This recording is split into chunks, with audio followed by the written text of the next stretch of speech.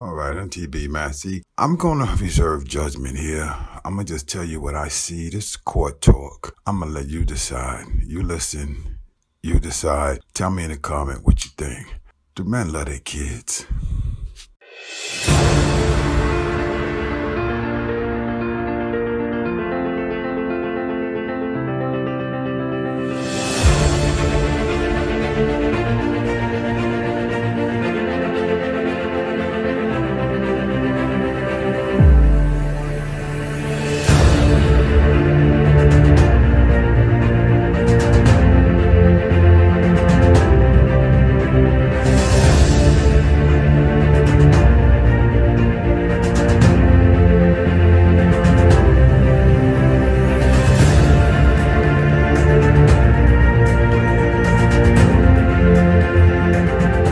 Yeah, man, there has to be like a real accounting of what's really NTB, man. What's going on in these family courts? NTB, man. Like a lot of perception of men, particularly black men, is that they're just reckless with their seed. They're getting all these women pregnant. Like a lot of these women, man, who are finding themselves in relationships with these guys, they don't really know them all that well. And a lot of these guys, there's two things going on. Some of these guys are not necessarily horrible guys. They want to be involved in the child's lives, but there's a lot of contentiousness there in the relationship. And so a lot of these guys, they're not really well-grounded in terms of how to deal with contentiousness in a relationship. And to avoid the contentiousness, the fighting, the false allegations, oh, he came by to pick up the baby and he spit at me, or he pulled a gun, or he hit me, just calling the police on guys. Oh my God. It's so contentious that a lot of these young men, they just say, nah, I'm not with it. I'm gonna just walk away.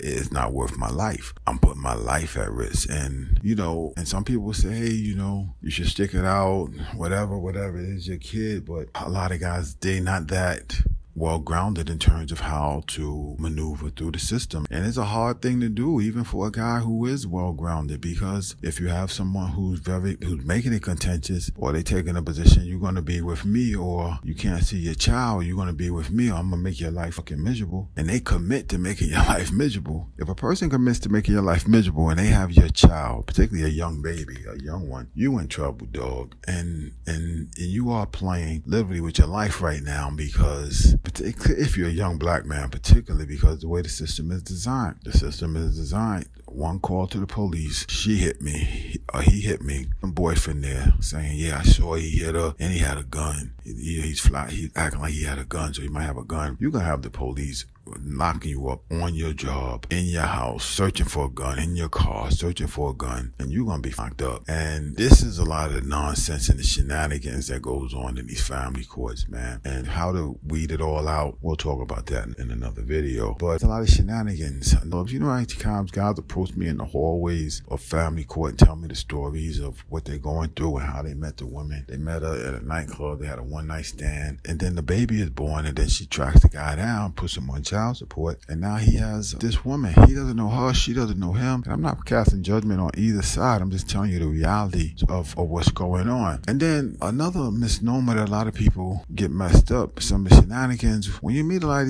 these guys are not doctors and lawyers. You'll be surprised. A lot of the women who come through, they're educated. They are educated. They have degrees. They're nurses and bachelor's degrees, and they're in college. And the guys are just kind of like wanderers. Again, not necessarily bad guys. They're just wandering, trying to get in where they fit in. So, and she ended up being impregnated by him. And he turns out to be a not ambitious guy. He's not ambitious at all. He has no temerity towards elevating himself beyond just basic survival. He doesn't have much. He doesn't have much motivation or inspiration, and he doesn't really want to do anything besides just, he's living day to day. These guys are not doctors and lawyers. Guys, that's not what you see in family court, mostly in the child support part. Not where I see. Maybe anybody from others who practice in other states, you can tell me if you see anything different, I'm open to hear it. But in New York, you don't see them bringing in, what do you do for a living? I'm a doctor.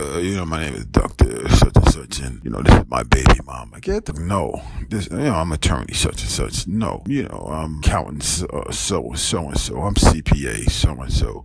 I'm professor so-and-so. And these two are my baby mamas. No. That's not who you see being brought in them court. Look, that's not it. And so, again, a lot of these guys coming through the family court, particularly the child support part, and they don't really know, and they don't have a good sense of what a father is, what manhood is, what a relationship is, what co-parenting is. He doesn't have a strong relationship with the baby mothers quite often.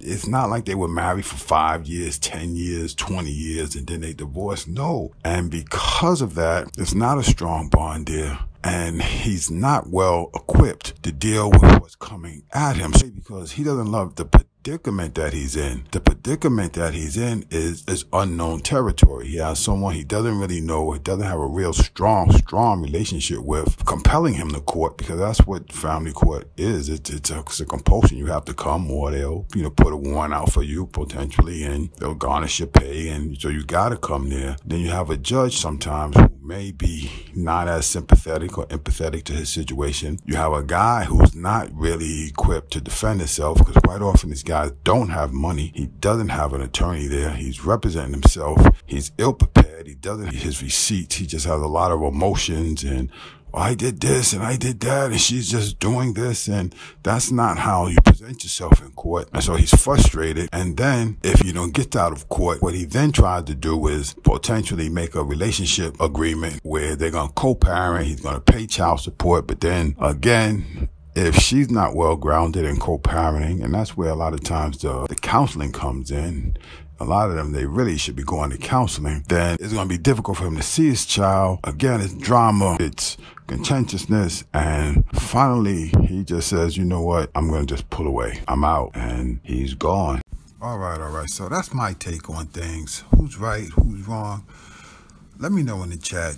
Let me know what you think. Do men love their kids? NTB, man.